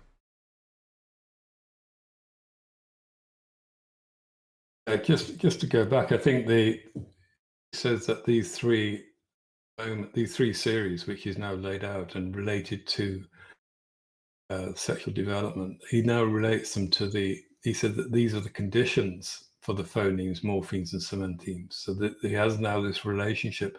I think what Deleuze is doing, and he seems to be, I think he does throughout this book, builds structures. I mean, it's very structuralist in that sense, and this is another structure he's building in terms of how language, the kind of, speech, shall we say, in terms of sexual positions, what is the structure? So he goes on to say the series, which he's just laid out, are the conditions of for the three formative elements of language: phonemes, morphemes, and sementemes. As he says, there's still no language. So we're still in this pre-linguistic domain.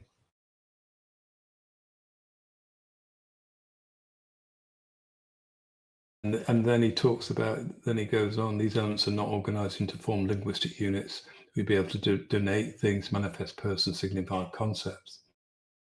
This is why these elements are not yet referenced as a sexual one, as if the child is learning to speak on his own body.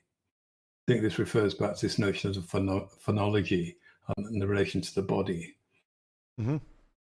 And then he says phonemes referring to erogenous zones, morphemes to the phallus coordination, sementemes to the phallus of castration. Yeah, and it's specifically it's the conditioning, because again he goes on right there, the reference must not be interpreted as denotation. The phonemes do not denote erogenous zones. V being his anus, which I think is how the Wolfman has V ultimately with Leclerc, which is whatever. None of these things are there. It's a question of the conditioning structure of a surface effect under its double sonorous and sexual aspect, under the aspects of resonance and mirror.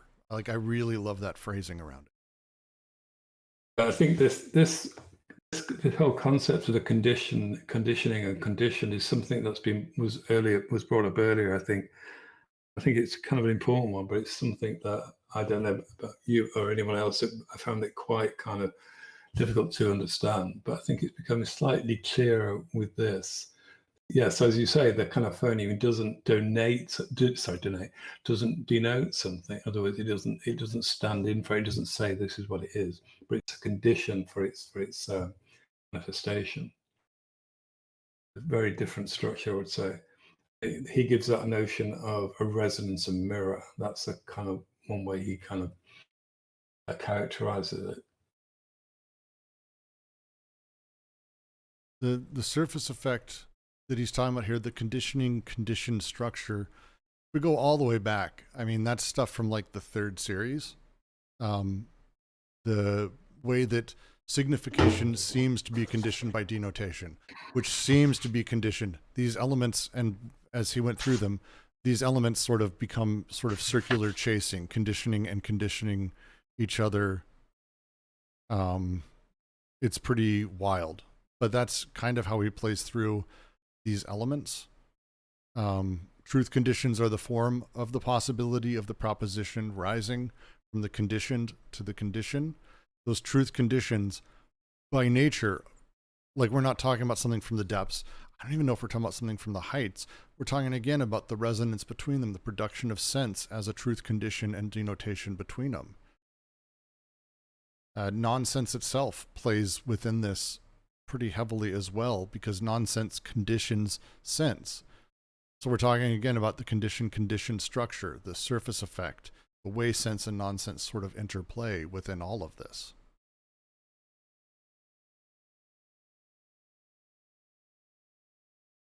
That's like the static logical genesis, I almost want to say, if we want to go back to that. Because we're talking about the generation of sense, aren't we? At that point? I mean, that's kind of how this finishes out. It can't become language until we get to sense, and we get to that point.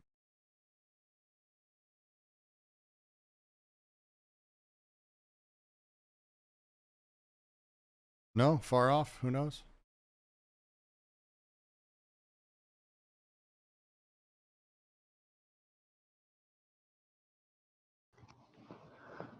No, I definitely think you're onto something there. I definitely think you're grokking quite a bit. So, but yeah, this last question though around how sense arises or comes into play, and where that leaves an understanding of language, how language functions, and how it differentiates itself from speech, be it empty speech or even full speech, where in full speech there could be, as you pointed out, an alignment or an attunement with the resonance in the face of the mirror, right? That's a metaphor. But when faced with the mirror, whether the big other may be there or not, the command of speech might be moving toward sense, but I'm still thinking that sense shows up in the aftermath somehow, in the remainder, and only then does one later begin to contemplate what could be language. But I might be no, I think incorrect. it's spot on. The static logical genesis, the sort of beginning of it, he terms, and I posted my favorite diagram of it in the chat. He terms it the tertiary organization of language. Now, to get to the series of series, which is what we're talking about here, the element that allows us to even have that organization of language, which we can't just simply presuppose that language has an organization and that's great. Instead, the question is, why is it organized how it is? And a lot of that is straight up this section. We're talking about that the things that allow it to have the resonate, the two series that allow things to resonate, the sexual growth that a child goes through, the way that they become a global person or have an ego, these elements through this setup, it's not that language sort of comes whole package to them, but rather there's these moments that we exist pre-sense. We exist, or the ideas exist pre-sense, but once we come into that, it's much different. It's why he ends. We have to await this result that never ends, this other surface, for sexuality to be made the concomitant, the co-sense of sense. So one might say everywhere, for all times, an eternal truth, which if we go way back, our shit, he talked about the natural paradox of that. We can't say these things because they're effectively meaningless, but they have a sense of them for all times. It's always the case. These insane things we say that on its own don't have any meaning, like everywhere is not a fucking thing, but we're able to generate sense of that because we come at them from this other position where the result is almost set before us and built into us through this production of sense, through this organization of language. Is that making sense, Derek? Jack? Lou muted himself because he's sick and tired of hearing me. I don't blame him. I guess interesting what he calls the paradox of speech. He says, just to kind of go through this, trying to make sense, my own sense of this. So just prior to that, he says, at this level, speech begins. It begins when the formative elements of language get extracted at the surface, and the current of voice, which comes from above. So the formative elements are the morphemes, etc., I would say. They're extracted at surface from the current of voice, which comes from above, the voices of the heights. So this is a paradox of speech. It refers to language, something withdrawn, which pre-exists in the voice. So the language is something in the voice of the withdrawn father, which pre-exists from above. So on the other hand, it refers to language, something which must result. So there's two ideas of language. This paradox speech has two elements of language.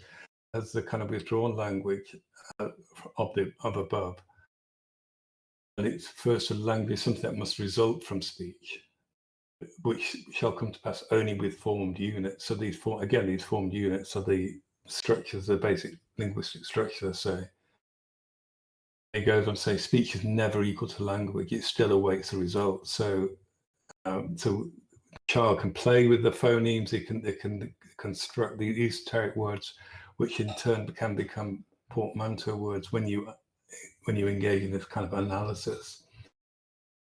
What it's doing at that point, pre-linguistic, pre-language, it has mastered the formative elements, but there's no purpose to it. There's no language.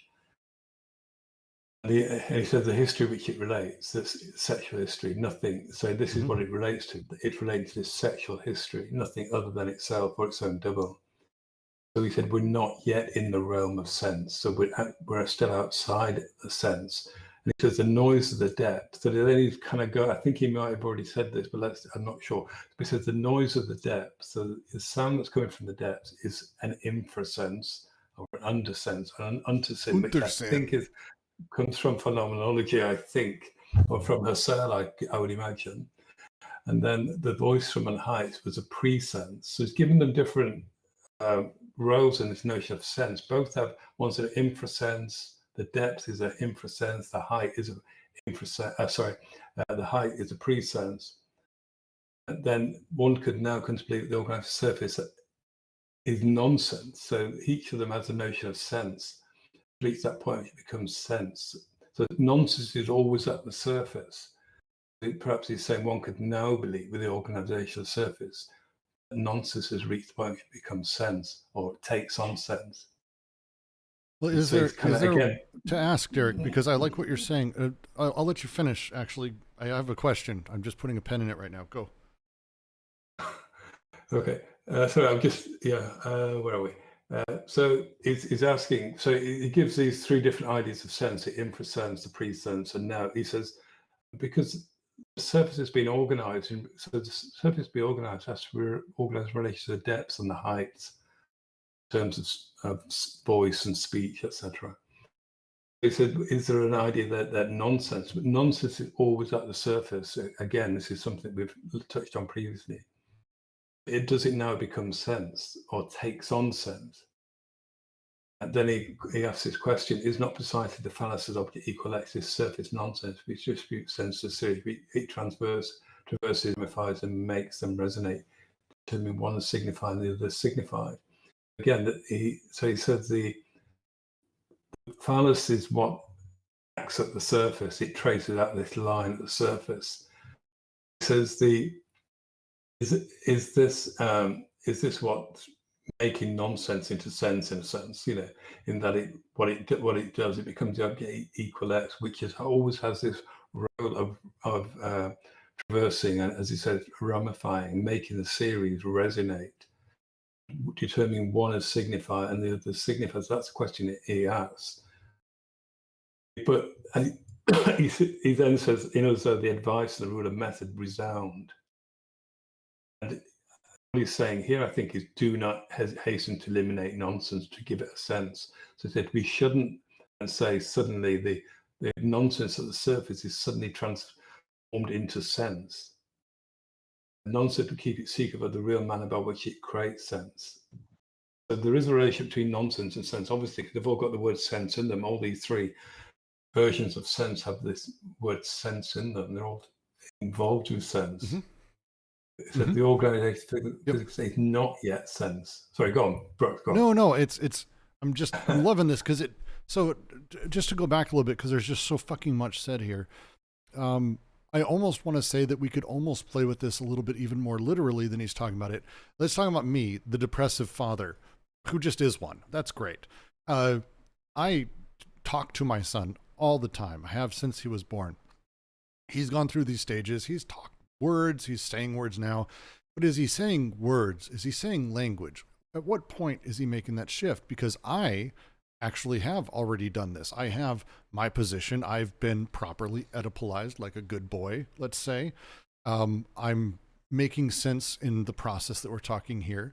I'm now utilizing this to talk from on high, purely in a representational sense, and give him words. He doesn't have them. He has the noises he can make. At some point, he also marries this with what Daddy told him things meant, or words that Daddy said. And the resonance between them is this. We're talking about the surface created inside of that he then is able to have his phallic position from, that he's able to be himself, or have that ego or those elements, that he's able to play inside of this space. The sexuality, as they say here, according to Freudian dualism, is that which also is everywhere and always. This, until he hits that point, until a person gets to that point, they're dealing with kind of these two series and trying to find ways for them to sort of marry.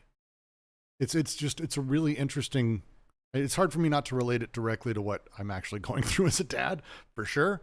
I'm sure I'm not alone in that. It's just a really interesting sort of phrasing. I think it might even be able to be a little bit more literal with some of it. It's interesting. Sorry. Probably went off on a tangent. No, I think it's important that we ground these things. I think I think the key to it, yeah. So he's saying that nonsense would keep its. So he goes on. So nonsense would keep its secret of the real man about which it creates sense. So he's saying this is not how sense is created. I would say, effectively. So the advice and the rule of method exam: do not hesitate to eliminate nonsense to give it a sense. So we shouldn't then jump to this conclusion that nonsense suddenly becomes sense at the surface, because nonsense is at the surface. So the height and the depth have different ideas of sense. At the surface, we have nonsense, but does it become sense? I think what he says is that the organization of the physical surface is not yet sense. So he said it's still a pre-linguistic, so it therefore cannot be sense. It's not yet sense, it is, or rather will be a co-sense. So that is to say, when sense is produced of another surface, there will also be this sense. So what he's saying here is that when sense is actually produced at the surface, there will always be this other sense that we've just been looking at, which is produced through this sexual development in relation to the linguistic elements. He says that so he says, let's say, when sense is produced over another surface, there will also be this sense. Sexuality, according to Freudian dualism, is that which also is everywhere and always. There's nothing whose sense is not also sexual, according to the law of the double surface. It's still necessary. So he's saying that these things, there's two notions of sense which exist together. Sort of sexual pre-linguistic and the actual linguistic, the expression of propositions, etc., in which that's how, if we go back, that's how sense is produced, in the expression of the propositions in terms of manifestation, signification. The fourth element of speech is sense, so that it can only come from language. So this is pre-linguistic, but it also goes along with that. It's still there. It's a co-sense in everything that's said. So, but it's still, so he's saying it's still necessary to await this result, which never ends. This of the surface. Sexuality has been made the concomitant and the co-sense of sense, so that one might say everywhere for all. Anyway. I want to ask about the double surface, because the times we've actually talked about the doubling of the surface at all is counteractualization. Is the event actualized and then doubled in a counteractualization? It's been the phrasing he's used throughout this. The event itself, sort of as a thing, creates its double reference on the surface that is incorporeal within this. The phrasing around that is confusing to me, because we're talking about the double screen again, and we go back to this fucking metaphysical surface that I didn't get the first time we went through this, because the sexual surface and the metaphysical surface he sees as the double surface. They are one and the same. It's, again, to go back to the Oedipus series, Good Intentions, 29th. The notes I have on that, real simple. The action within the third step of the Genesis, from the physical surface to the metaphysical surface. This is the double screen. The action accomplished is the pure event which happens or represents all that can happen, either action or passion, to kill, to castrate, to die. A child is beaten, i.e. this action is projected on a metaphysical surface. The entire action, intended and accomplished, is projected on a double screen, the sexual physical surface and metaphysical surface. These two elements are unique in this. Isn't that the structure of the phantasm? Which is not necessarily. Yes, no, it is, but it's not necessarily the same, I would say, because I think the phantasm is that very peculiar. I mean, I know it's made up of, in a sense you could say it is a propositional statement. I think the thing about it, it gives off this other thing, which is almost impossible to pin down. I think that's what I would say. And I think. Yeah, no, the phantasm is projected. It's projected as part of this double screen, the sexual surface, the metaphysical surface. This is the movement of things. It's right before the phantasm. The phantasm is a pure event, which is different than just general events as we've been talking to this point. They're still involved in this sort of surface element, but they exist a little bit differently and are created a little bit differently because, again, it only represents the event as expressed, not signified within the proposition. That's the separation here, because what we're talking about with the previous thing, the double screen, is very much the actual action, the event as signified, not as whatever the other thing I said was. Damn it. Not as expressed. Said or signified is the sexual / metaphysical. So phantasm exists kind of in a different space slightly.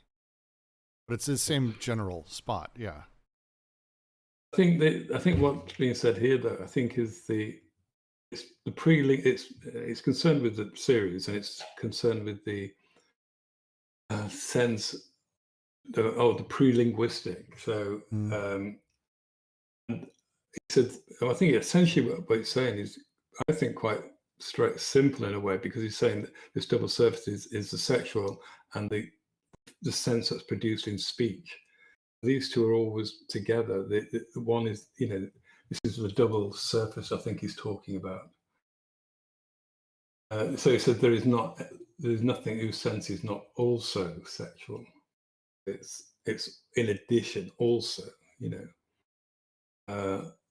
accordance with the law of the double surface. So the structure he's laid out in this series is the relationship between a kind of pre-linguistic creation of sense through the child's playing with linguistic elements of phonemes, etc., which are prior to language.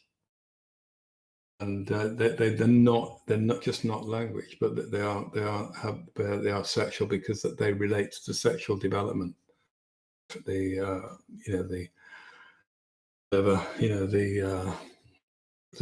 depth, the height, and the surface. Okay, I like that. Yeah. It sounds like that there could be something sensual about this pre-linguistic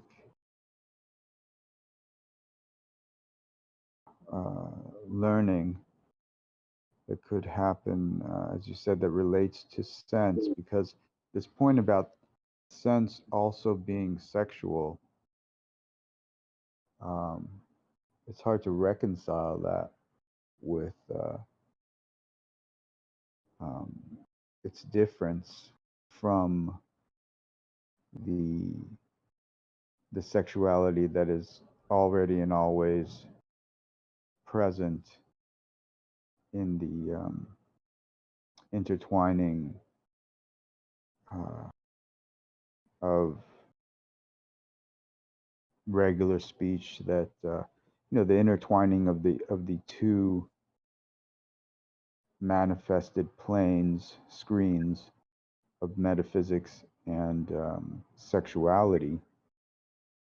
I'm trying to really hone in on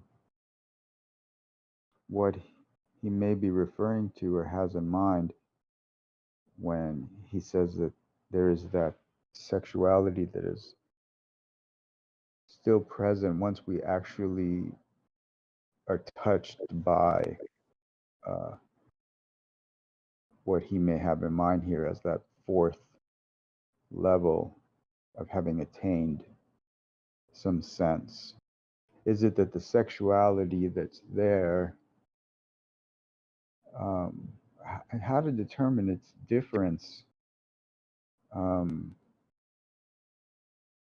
Because it almost sounds like it transcends, for lack of a better word, the sexuality which was described earlier as being mapped onto the erogenous zones.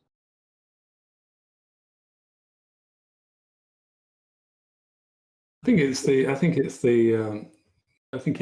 I think, but it's the three elements: the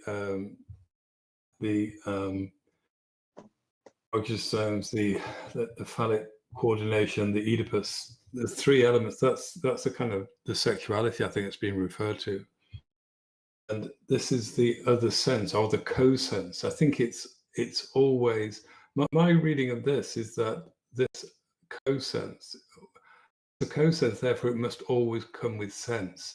So therefore, the sense that's expressed in propositional language and propositional speech will come with this this co-sense of sexuality. As I would then say from that, the kind of sense of sexuality cannot exist without language. That's what I would say. I might be wrong in that, but it seems that's what I'm getting from that. Yeah, I think as we're talking about sexuality here, we're talking about the way that things link to surfaces, and how surfaces link to each other, and how drives link to surfaces. Sexuality being that sort of productive drive that when it links to surfaces, again, desire, libidinal energy. Sexuality is a really interesting word for it in English. I think we're pushing more towards drives because that's how the 28th series very much described it. And they're the core drives of preservation: libidinal, death drive, destructive drive. In the depths, they're mixed together. On high, the depths get spread out. Zarathustra at 6,000 feet separates libidinal from destructive, sexual from non-sexual, basically. And in this, we begin going through that process. The object of the surface gets projected over a zone by mechanisms of these images, and these other drives sort of continue that way. And that's the nature of these zones and the way sexuality plays in it. Okay, well, that's a really important teleological or grounding of dealing with the philosophy or with Deleuze. I mean, I haven't fully bought into the drive theory wholesale just yet. I thought you were but I super don't into wanna come Lacan. I was. That's fair. The more Lacan Still I am. read, Still was. I had the same journey with Lacan, where the more I read, the less I was into him. You make your way through Écrits and be like, oh shit. Yeah, I haven't made my way through that. Lacan aside, though, I did want to ask, though, some sort of quote unquote logistic questions. I sort of understand the connection between the depths and the heights of the depressive, but I can't seem to find what fills in for the the schizoid and the depths. Rather, the height is this kind of connection to the depressive, and I understand that, but I don't understand. No, not necessarily. It's a depressive position, but it's not something that connects Right. to the depressive. The way he's been describing a No, lot of I mean, the depressive position turns to the heights in speech, and the schizoid possession turns towards the depths. Can you guys talk a little bit about the schizoid position and the depths as it relates to speech and the middle plane of the model that you were talking about of nonsense? So I really liked what Derek was saying about this model of communication, that we have to see that there are these three differentiations of sense. We have the nonsense plane, we have the plane that is tied to the depressive position, what comes from the heights, and then we have the plane that's tied to the schizoid position that comes from the depths. But I really see the connection between the idea of the father, the depths, and being on high, turning to the heights of phallic knowledge, whatnot, and how that I'm just interplay. I've got to jump in because Yeah. there's some conflation going on here, Um, and I'll leave all right. I'll leave room for Derek to jump in. Just a couple of things. The heights isn't a depressive or phallic position. The topology he's built at this point is the depths is that of the bodies, the heights is that of the form, the platonic ideal, whatever it may be. The ideas of things. Yeah. Nonsense is produced within the depths, bodies, the mixtures of bodies, elements within it. The nonsense that is made there is passive or active. He has this whole giant thing on that. And between them, we have the surface that kind of emerges, is more of an emergent personality of that, where the transcendental field happens, where we actually have sense produced from these elements of nonsense interacting. And not to go back too far, it's basically reviewing the whole book up till now and trying to summarize it is No, tough. I thought it was a field. I thought it was the field and the surface of nonsense, and No. it sounded like there was attributes coming from the schizoid as well as from the depressive. That's what I was gathering, especially when Derek was kind of reiterating and going through, and that sense was to be found elsewhere, or somehow attained um, through the differentiation. Well, I also would Of, very of, much hesitate. of understanding I would very much hesitate to the, say at any plane point and the that surface of the nonsense. I would very much hesitate to say that things are anywhere, because we're talking about something that is processual and not necessarily denotative. Derek, do you want to jump in here? Yeah, I think the key is Stoic philosophy, because this is the foundation on which Deleuze bases the logic of sense. I think that's what you need to bring with you when reading this, because the Stoic philosophy, which has this philosophy of the depth and the surface and the height, is then translated through psychoanalysis. So I think that's the key thing that to bear in mind always when reading this. So the surface. So I think one needs to grasp that kind of whole structure, which is basically takes up the quite a large chunk of the beginning of the logic of sense.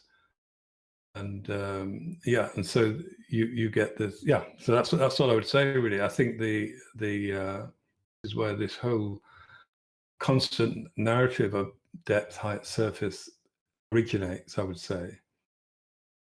That's what I would say. That's what I think is.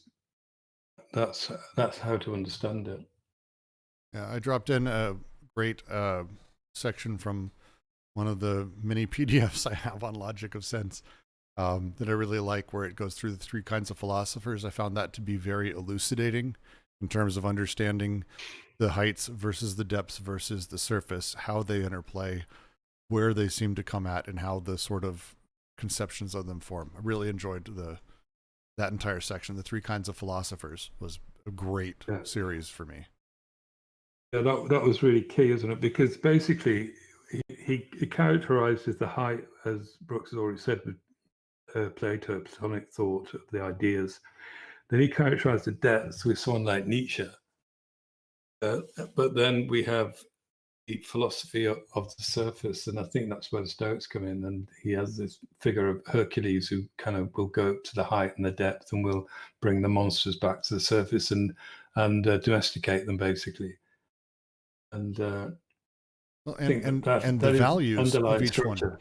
because it's one of my favorite terms is when you start talking about the values of each of these, that the heights value these pre-existing ideals and ends, the place of abstraction, whereas the depths is aboriginal. It's about this imperfect mixture and the sort of striving for that, almost chasing the dragon, you want to say. And then the surface is about willing the event, the perfect mixture, essentially. The great health, I think, is the Nietzschean line he pulls from there. And it's a really interesting sort of jump, because also, to bring it up, the way that he plays with language on the three. On the one, you have your concept, ideal, signification, and plays manic, which is the heights, this concept and ideal. With the depths, it's body mixture, which is purely denotation and the nonsense of depth. The surface, however, is the space of sense. This is where sense is produced.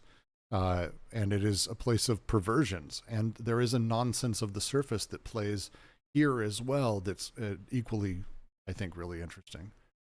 It's worth going back and definitely rereading that. Sure. Good bit. JK, I saw you wanting to say something. Oh, no, thanks. Oh, okay.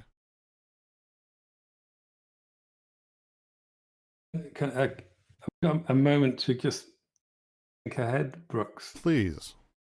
Because we're nearly at the end. We've got 2 more series to read. Is the intention to continue with the reading group, do you think? Oh, I'm not stopping. All right. So at this point, we've got the 2 series, which I think we're going to go through. I then want to do, we're not going to, I don't think, do a close reading of the text, but I think it's worth doing some kind of reading or discussion on the texts. I don't think a close reading serves us because it works. It's different. It's not the same as these series. In my opinion, you're free to disagree and tell me where I'm wrong. I think it would take us a long time to do a close reading, and it's not super, like, I think we can do groupings, like 4 pages at a time, and just discuss and have a better sort of pull from it.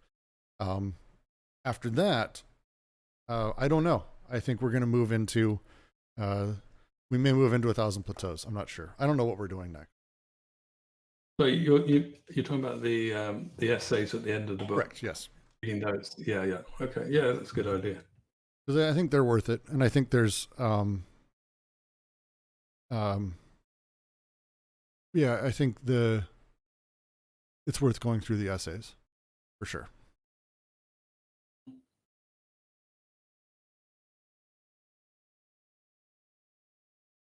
Yeah, well, we finally got to the end of that 30-second one. Taken 3 weeks, but only 3 weeks. Been That's worth all. it. I mean, completely worth it. I had a real huge, like, epiphany moment where it happens with Deleuze with me. I made this joke with someone who was like, I'm getting into Deleuze. I don't know where to start. I'm like, you're not going to. Like, there's no good place to start. There's no way of entering any of his texts. I believe this. I don't care who disagrees with me. I will fight you on this. There's no way to, like, prepare properly to be able to grasp any of his texts from the beginning. His books are journeys, and they're meant to take you on them. Even Difference and Repetition, which is like the closest he gets to like an analytical screed, is absolutely a journey. And it took me most of DNR before things started clicking, and it seems that's the pattern every one of his fucking books has done with me, where it's like, I don't understand any of this. Oh, wait, oh. And it's like just finally comes together. It's always interesting. But I had my moment with this one. This one was a good series. Thank you guys very much for that. I hope so for you as well. I know it's been really good. Thanks, everyone. So, yeah. Yep. See you all next week then. We will see everyone.